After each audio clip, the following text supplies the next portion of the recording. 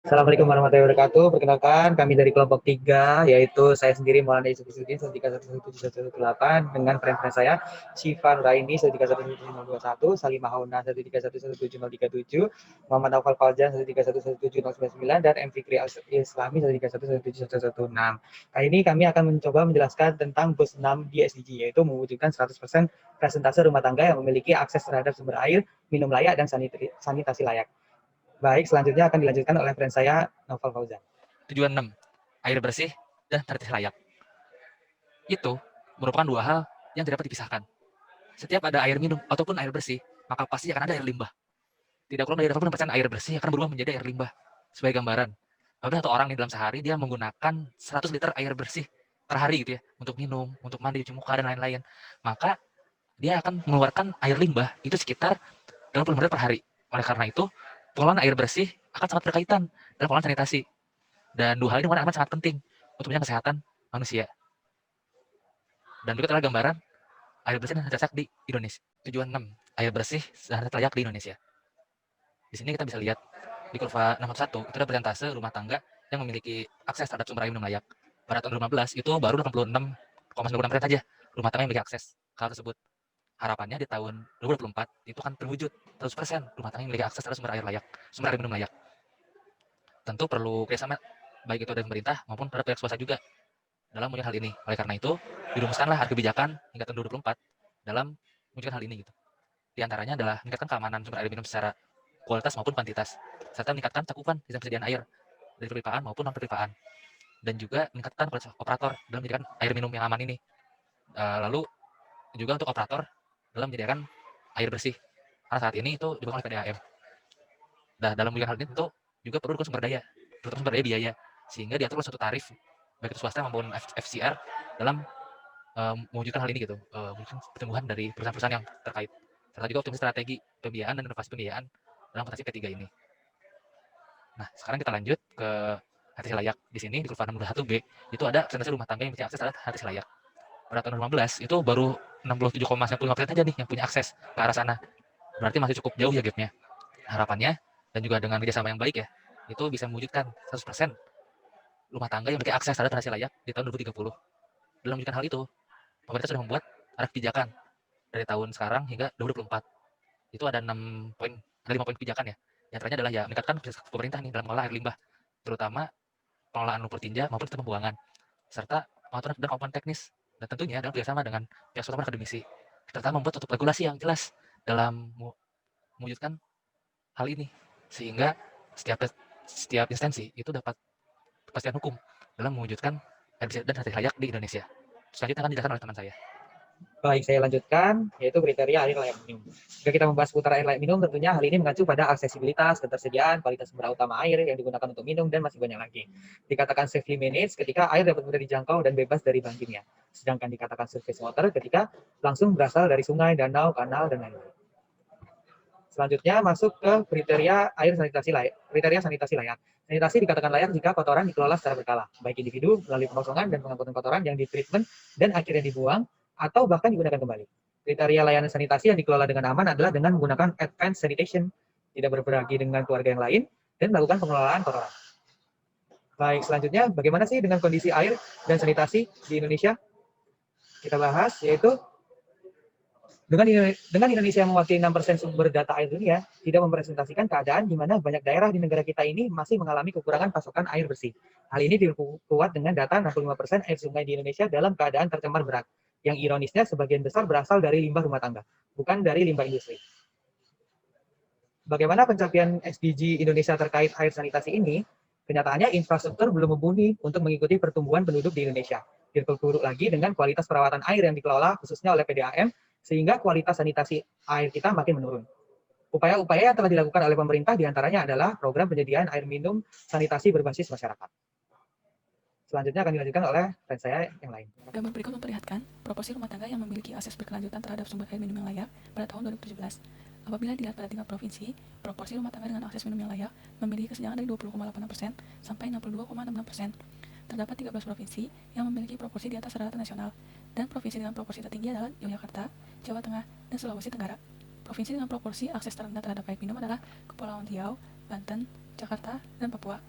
Untuk beberapa daerah seperti Jogja, Bali, Riau, Belitung, dan Jawa Timur, rumah tangga di pedesaan memiliki akses air bersih yang lebih tinggi dibandingkan dengan perkotaan, sementara di kota lainnya sebaliknya. Dengan demikian, hanya sedikit provinsi yang memiliki penyediaan air bersih yang sampai ke desa. Selanjutnya dalam hal sanitasi, gambar berikut memperlihatkan proporsi rumah tangga dengan akses berkelanjutan terhadap fasilitas sanitasi dasar yang layak pada tahun 2017.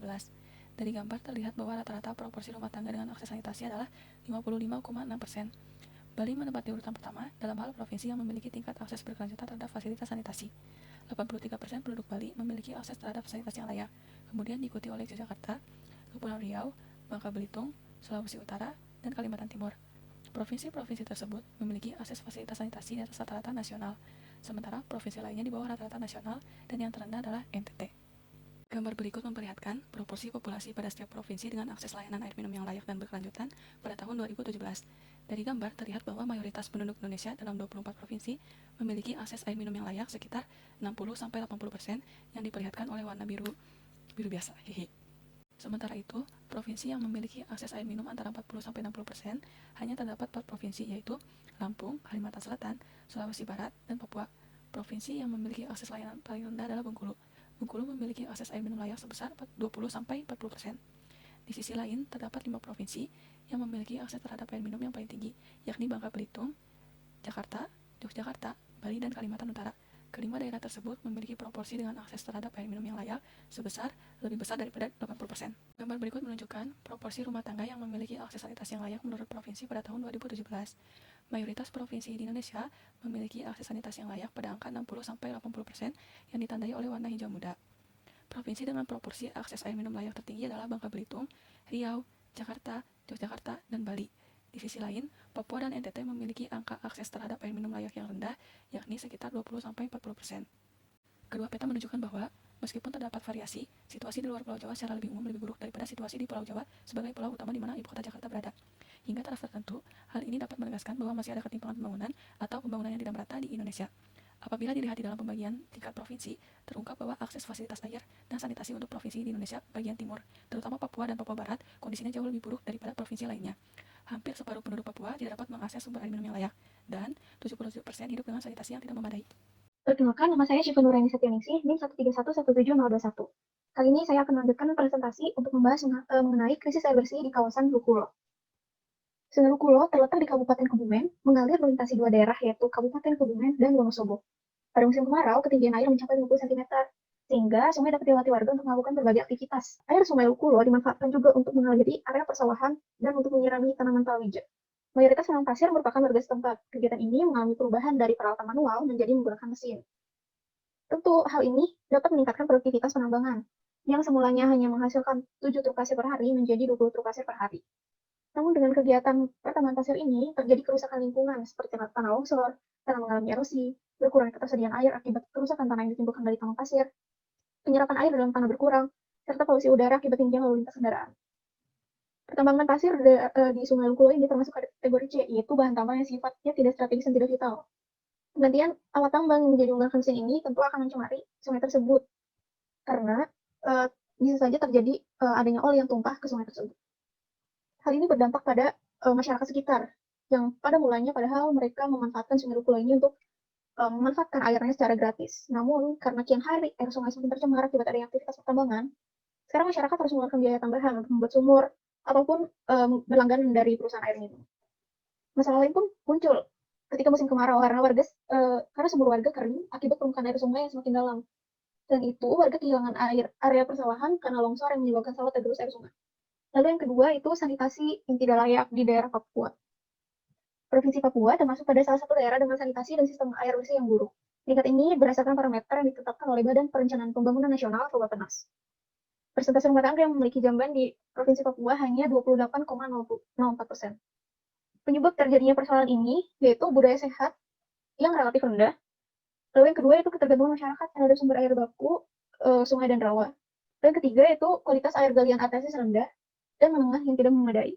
Lalu yang keempat itu political will yang lemah dalam mengalokasikan anggaran, prioritas pembangunan, dan serapan dana pembangunan. Lalu yang kelima yaitu karakteristik geografis yang menyebabkan sulitnya jaringan penyaluran air bersih. Selanjutnya, kita akan membahas tentang alternatif solusi akses air bersih dari sisi keilmuan teknik mesin. Seperti yang kita tahu bahwa permasalahan dari distribusi air bersih adalah tentang distribusinya seperti itu. Nah, dan salah satu cara pendistribusian air bersih yang paling umum adalah menggunakan jalur perpipaan. Oleh karena itu, jalur perpipaan merupakan salah satu hal yang terkait erat dengan keilmuan teknik mesin. Dan peran apa saja yang dapat dilakukan keilmuan teknik mesin dalam membantu menyelesaikan masalah ini? Yang pertama itu adalah merancang jalur distribusi perpipaan air bersih. Di dalamnya itu termasuk dalam mendesainnya, itu mengacu pada kode dan standar, baik itu SNI atau ASME untuk perpipaan air bersih. Kemudian juga menentukan material pipa, menentukan diameter dan tebal pipa, termasuk menentukan jenis pompa berdasarkan debit dan head yang dibutuhkan. Dan yang terakhir, bisa juga membuat gambar isometrik sebagai sarana komunikasi antara perancang dan juga bagian produksi dan instalasi. Oke, selanjutnya untuk daerah-daerah yang memiliki masalah air bersih di dataran tinggi, Foggcatcher dapat menjadi salah satu solusi dari penggunaan teknologi tepat guna untuk mendapatkan air bersih. Cara kerjanya sederhana, yaitu Foggcatcher terbuat dari serat polipropilen atau polietilen, yaitu jenis plastik yang sering ditemukan seperti itu. Kenapa material ini yang dipilih? Karena sifatnya yang pertama itu dia ringan. Kemudian karena harus terkena air, dia tidak boleh mudah terkorosi. Dan kemudian dia juga mudah ditemukan seperti itu. Kemudian serat ini kemudian dibentang membentuk jaring yang besar dan dipasang tiang pada kedua sisinya seperti terlihat pada gambar. Nah, kemudian ketika keadaan mulai berembun, uap-uap air itu akan menempel di kolom ini dan karena beratnya dan gaya gravitasi akan turun ke bawah. Selanjutnya di bagian bawah ini dia bisa ditampung menggunakan pipa untuk didistribusikan atau ditampung menggunakan wadah lainnya. Nah, dan air ini dapat digunakan untuk minum, mencuci, memasak hingga untuk pertanian. Seperti tadi yang sudah disebutkan bahwa Foggcatcher ini tepat untuk menjadi salah satu alternatif di daerah yang memiliki keadaan geografis yang menyulitkan penyaluran dengan perpipaan. Kemudian perlu juga adanya pendidikan kepada masyarakat tentang bagaimana membuat dan menggunakannya serta merawatnya agar solusi ini dapat berkelanjutan. Dan pada kasus nyatanya, Foggcatcher ini sudah dilakukan di 5 PU, di mana masyarakat di sana sudah menggunakan Foggcatcher untuk memenuhi kebutuhan air sehari-hari mereka. Sekian dari kelompok kami, terima kasih.